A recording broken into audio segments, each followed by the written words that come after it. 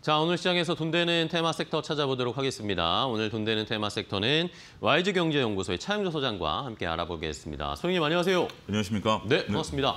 자, 소장님 오늘은 또 어떤 업종 섹터를 골라오셨을지 궁금한 상황인데 반도체가 약간 쉬고 있는 상황에서 어떤 돈 되는 섹터를 보고 와야 할지 첫 번째 돈 되는 섹터부터 바로 확인해 보도록 하겠습니다.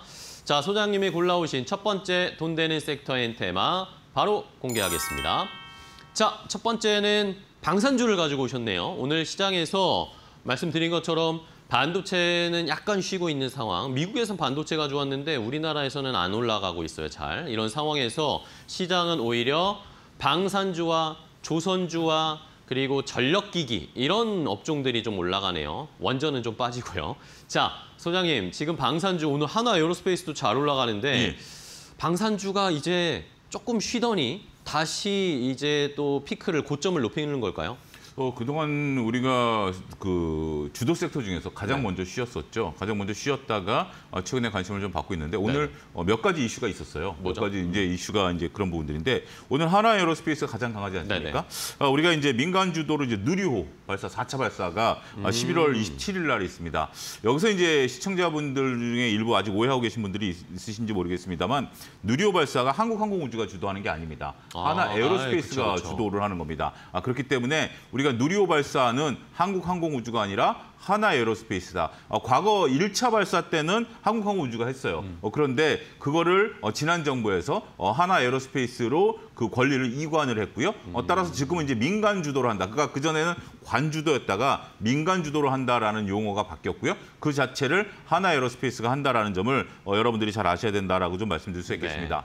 이건 이제 첫 번째 이슈고요. 그거보다 이제 오늘 방산주를 더 많이 관심을 갖는 두 번째 이슈는 미국에서 미사일 생산을 늘리라라는 트럼프 행정부의 발표, 이것이 나타나면서 전반적으로 시장에 있어서 관심이 높아지고 있다라고 말씀드릴 수 있겠습니다. 당장 지금 생산이 뭐 2배, 3배 이렇게 늘어나긴 어려운 그런 상황임에도 불구하고 중국과의 군사적인 대응책으로서 미사일이 필요하다라는 거, 이런 부분들이 부각이 되고 있다라고 좀 말씀드릴 수가 있겠습니다. 전체적으로 이에 따라서 방위비 지출 금액이 글로벌이 다 늘어날 가능성이 있다라고 좀 말씀드릴 수가 있겠죠.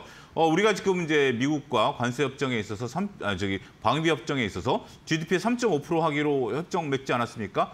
유럽도 3.5 하기로 했고요. 미국이 당장 스스로가 방위비 분담액을 높이고 있는 그런 상황이기 때문에 이러한 부분들을 전체적으로 살펴볼 때는 우리가 글로벌리 모든 국가들의 방위비 분담 금액이 늘어날 수밖에 없는 상황이고, 이렇게 된다라면 우리나라 방산 업체들이 우회적인 수혜를 볼 것이다. 자, 정리하자면 이렇습니다. 일단 누리호 발사와 관련된 이슈, 그다음에 미국의 방산과 관련된 이슈, 이런 부분들이 있는 상황에서 전체적으로 우리 방산주들이 다시 한번 기지개를 펼 수 있는 모멘텀을 마련했다. 이렇게 정리가 가능하겠습니다. 네, 자, 방산주가 다시 고점을 높이고 있습니다. 한화 에어로스페이스 같은 경우에는 지금 뭐 110만 원을 향해서 달려가고 있는 상황인데, 이러니까 이제 많은 분들이 고민이 되시죠. 어떤 종목, 방산이 대부분 이제 우리가 아는 대형 방산주들은 주가가 꽤나 많이 올라왔단 말입니다. 그러니까 이거에 대한 밸류를 좀 평가해봐야 되지 않느냐라는 그런 의견도 있는가 하면, 전반적인 지정학적 리스크나 지금 글로벌 리더십 자체가 이렇게 충돌이 일어날 수밖에 없는 상황, 이런 것들을 조금 더 무게를 실어야 되는 건가라는 고민이 좀 있는 상황인데, 그런 의미에서 어떤 종목들을 보면서 이런 밸류 한번 판단해 봐야 될까요? 우리가 이제 굉장히 중요한 지적이신데요. 과거에 우리가 방산이다라고 하면 이제 중소형 방산주들이 움직였었죠. 그쵸.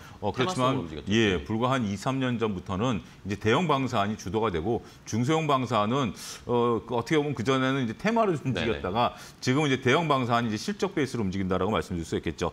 첫 번째는 이제 한화 에어로스페이스를 좀 말씀드려야 될 것 같습니다. 아무래도 이제 누리호 발사와 관련된 부분들, 그리고 지금 이제 앞서 제가 방산주들이 조정을 살짝 받았다라고 말씀을 드렸음에도 불구하고 한화 에어로스페이스는 전혀 조정을 받지 않고 계속해서 신고가를 갱신해 가고 있는 우상향 트렌드가, 그러니까 추세가 정확히 형성돼 있다라고 말씀드릴 수 있겠죠. 따라서 대장주 역할을 하고 있는 상황입니다. 하나 에어로스페이스가 꺾이지 않는 한 우리는 계속해서 좀 봐야 됩니다. 한국항공우주가 미국의 로키드 마틴의 이슈가 있을 때 한번 바짝 상승했다가 꺾이지 않았습니까? 네네. 이거는 이제 주도주가 되기 어려운 그런 거죠. 오히려 꾸준히 우상향하는 모습들을 좀 보여주고 있는 것이 주도주다라면 하나 에어로스페이스가 그 역할을 톡톡히 하고 있다라고 말씀드릴 수 있겠죠. 두 번째는 한화 시스템입니다. 조금 네. 전에 이제 빨간불로 이제 돌아서기 시작했는데요. 제가 그동안 꾸준히 이제 한화 시스템에 대해서도 추적해서 말씀을 좀 드려왔는데 우리가 이제 방산에 대해서 어떠한 무기들이 팔리든지 간에 그 시스템, 통합 시스템이 필요한 거 아니겠습니까? 네. 그 분야에 있어서 선두주자이다라는 점에 있어서 하나 시스템이 그 기술력을 인정받으면서 전체적으로 방산주들이 움직이면 수출이 될 때마다 하나 시스템이 같이 그 통합 시스템에 대한 수출 금액이 늘어나는 부분들이 있기 때문에 우리가 지속적으로 봐야 되는 것이 아니겠나 말씀드릴 수가 있겠습니다. 네, 알겠습니다. 하나 그룹주들 두 개, 하나 시스템, 하나 에어로스페이스를 골라주셨고요. 그러면은 차영조 소장님의 탑픽 종목 방산 중에 좀 궁금한데 아까도 말씀드렸지만 너무 비싸지 않은 근데 성장할 수 있는 이런 것들을 결국에 시청자분들이 방산주에서 찾고 계시더라고요. 그렇습니다. 하나 에어로스페이스는 좋은 건 알겠는데 네. 지금 약간 비싼 조금 느낌이에요. 이게 계속해서 고점으로 갱신해 간다는 것이 심적으로 부담이 되겠죠. 네. 그래서 그 조정 이후에 장기 횡보하고 있는 LIG 넥슨을 한번 보자. LIG 넥슨이요? 이렇게 좀 말씀드리도록 하겠습니다. LIG 넥슨 같은 경우 우리가 전체적으로 글로벌리 관심이 좀 높은 그런 기업이죠. 또 이제 전쟁의 시스템이 좀 바뀌었습니다. 우리가 이제 드론이라는 것들이 있다 보니까 탱크가 전장에서 과연 유용한 물건이 되겠느냐라는 부분들이 일부 있죠. 하지만 LIG 넥슨은 이제 자주포기 때문에 거리가 보통 사거리가 20km에서 40km, 최대는 뭐 그보다 더 이상 후방에서 이제 미사일, 저기 이제 로켓을 쏘는 거 아니겠습니까? 대포를 쏘는 거 아니겠습니까?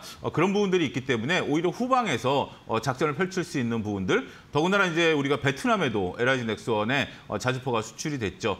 산악 지형이라든지 정글 지형에서도 충분히 가동 그러니까 유용할 수 있게 가동이 가능한 부분들이기 때문에 신규 수지에 대한 부분이 좀 있는 것 같아요. 그럼에도 불구하고 주가가 상당히 조정을 받았다라는 것은 LIG 넥슨의 비교 우위를 나타내는 아주 중요한 바로미터가 아니겠나라고 말씀드릴 수가 있겠습니다. 그렇기 때문에 지금 현재 구간에서 충분히 가격 전략을 펼칠 수 있는 그런 구간대라고 말씀드릴 수가 있겠고 네. 목표가는 57만 원, 손절 라인은 50만 원으로 제시해드리도록 하겠습니다. 네, 알겠습니다. LIG 넥스원 지금 주가가 좀 쉬고 있는 상황인데 오히려 이런 때 방산주 중에 좀 저평가되어 있는 조금은 가격이 내려가 있는 것들을 고르는 전략 소개를 해주셨습니다.